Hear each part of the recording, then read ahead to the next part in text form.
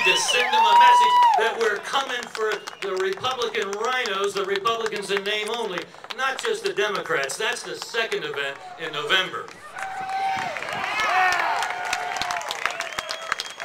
This country was founded on the idea that we the people do hereby ordain and establish. We are the boss. Actually, the boss, as our founders knew, is God himself. And then they established a constitution, and that's over these leaders of ours. We'd better get the message to them that they're supposed to be followers, our employees. They work for us, and if they get uppity, if they get to be rebellious and seditious, we're coming for them. After a long train of abuses, back in the 1770s, 74, 75, the people of Boston got a little silly, and they allowed the Brits to register their guns because it was for their own good, you know. And then, guess what? They confiscated them. Who would have thought? And then they banned the importation of guns and ammo into the colonies.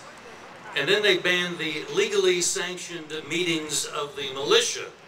About that time, George Mason, especially after the shot fired by the Brits on the people that was heard around the world, George Mason, I guess I don't need to tell this crowd, but maybe somebody listening through the media, George Mason was a founding father and a great defender of the Bill of Rights and the Second Amendment, penned the phrase, a well-regulated militia, and he sure wasn't thinking that George III needed to do the regulating. In fact, he went on to say, the well-regulated militia is the embodiment of the power of the people, us. This is a city where there's been a coup d'etat. The sovereign has been disarmed. He's no longer the sovereign because he's not allowed by his employees to have a gun. What kind of upside-down world have we allowed to happen? Well, we're here to announce that we're turning it right side up again. Long after the War for Independence, an elderly veteran of the Battle of Lexington was asked by an historian, what were you guys thinking? Why would you even think of taking on the world's greatest power and a pretty substantial detachment of soldiers right at that place in Lexington? And the old guy said, they aim to rule us, and we aim that they shouldn't. Get away from us and leave us alone. Leave us alone. Now, we've been seeing some very good things happening. A little bit here in the nation's capital, but just little glimmers of hope. Where the fires of freedom seem to be burning brightly are out in the States. They're rediscovering that there's actually 10 amendments to the Bill of Rights, and this 10th Amendment, which a lot of snotty-nosed law school professors said was irrelevant, actually the 10th Amendment is being brought back to life. We're rediscovering that that's where the power is. That's where the lines are drawn. And all this unconstitutional exercise of power that is just flowing through this heap of criminals here in this District of Columbia, the message is now being sent, no more. You stop here at our state line.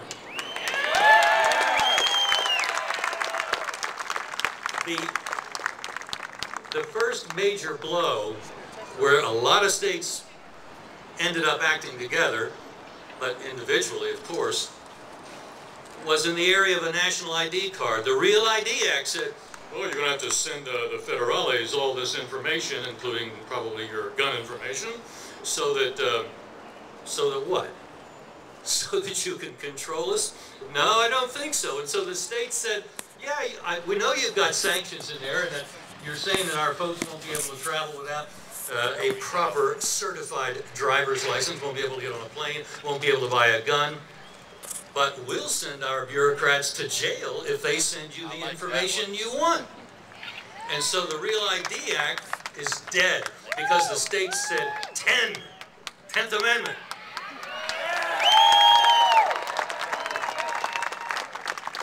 And then it really gets scary because there's now 7 states that have said, we don't like your stinking firearms laws. There's no place in the Constitution, as we argued in a brief that we've recently filed, and it's on our website at gunowners.org.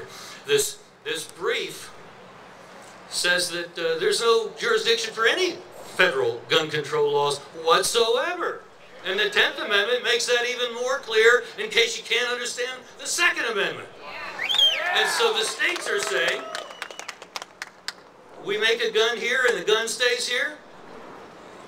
You can't do anything about it, feds. And Wyoming went one better. In their law, they said, if you try to impose these unconstitutional, my addition, federal gun laws here in the state in contravention of our state law, you're committing a criminal act.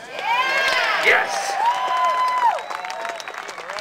That's what we need to do, is tell the feds, you're going to be our guests if you don't stand down, go back home, and get a real job.